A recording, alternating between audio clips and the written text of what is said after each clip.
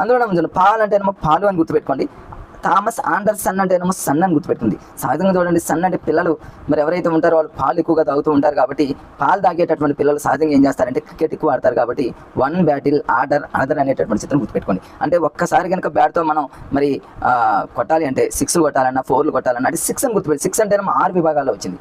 అంటే ఒక పిల్లవాడు ఒక్కసారి బ్యాట్తో 6 కొట్టాలంటే ఖచ్చితంగా పిల్లవాడు ఏం చేస్తాడు, పాలు తాగాలని గుర్తుపెట్టుకోండి. అంటే పాల్ థామస్ ఆండర్సన్ అనగానే మీకు వెంటనే ఏం గుర్తు రావాలంటే వన్ బ్యాటిల్ ఆర్డర్ అనదర్ అనేటటువంటి విషయం గుర్తుపెట్టుకుంటే 6 కొడతాడు కాబట్టి 6 విభాగాల్లో మరి రావడం జరిగింది అనేటటువంటి విషయాన్ని మీరు ఈజీగా గుర్తుపెట్టుకోవచ్చు. ఇంకేంటవి, ఉత్తమ చిత్రం, ఉత్తమ దర్శకుడు, సహాయ నటుడు, తర్వాత adapted screenplay, editing, casting, ఇవన్నీ మొత్తం 6 అంటే 6 కొట్టాడని గుర్తుపెట్టుకున్న 6 విభాగాలు అనేది ఈజీగా ఉంటుంది. ఈ స్టోరీ అందరికీ తెలుసు. తండ్రి కూతురు అనుబంధం నేపథ్యంలో రాజకీయ అంశాలతో రూపొంది. జనరల్గా ఇది మీరు చదువుకొని సరిపోతుంది, అదంతా కూడా అంత అవసరం లేదు. కానీ కొంచెం మేజర్గా ఉన్న వాటిని మాత్రం మనం ఫోకస్ పెడతాం. ఇంకొక ఇంపార్టెంట్ బిట్ ఏంటంటే 98వ ఆస్కార్ వేడుకల్లో ఉత్తమ నటుడిగా మరి మైకేల్ బి జోర్డాన్ అనే పదం చాలా ఇంపార్టెంట్ ఫ్రెండ్స్. ఖచ్చితంగా ఎగ్జామ్లో నేను ఎక్స్పెక్ట్ చేస్తున్నటువంటి ఏరియా ఇదంతా కూడా. మరి ఉత్తమ నటుడిగా వచ్చిన Michael B Jordan Oscar award అందుకున్నాడు.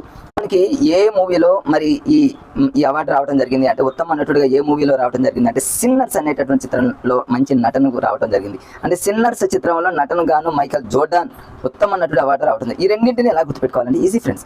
సిన్నర్స్ అంటేనేమో సిన్నర్స్ అంటే చిన్నోడు అని గుర్తుపెట్టుకోండి, చిన్నోడు అని గుర్తుపెట్టుకోండి, చిన్న బాలుడు అని గుర్తుపెట్టుకోండి.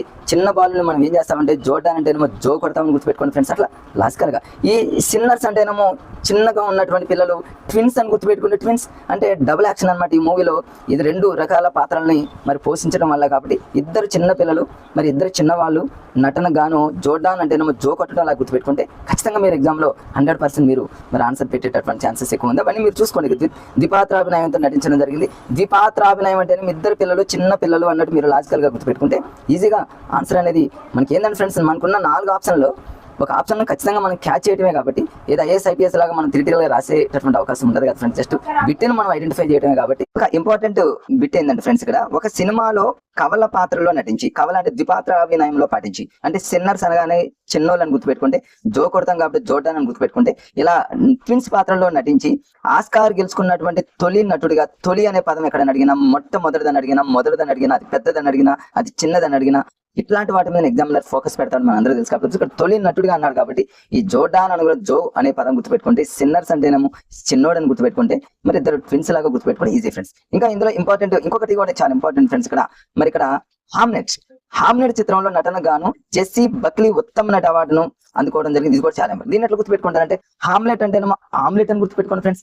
ఎవరికి మనం ఎక్కువగా ఆమ్లెట్లు ఎక్కువగా మనం ఇస్తూ ఉంటామంటే జెస్సీ బక్లీ అంటేనేమో బక్కగా ఉన్న వాళ్ళకి ఆమ్లెట్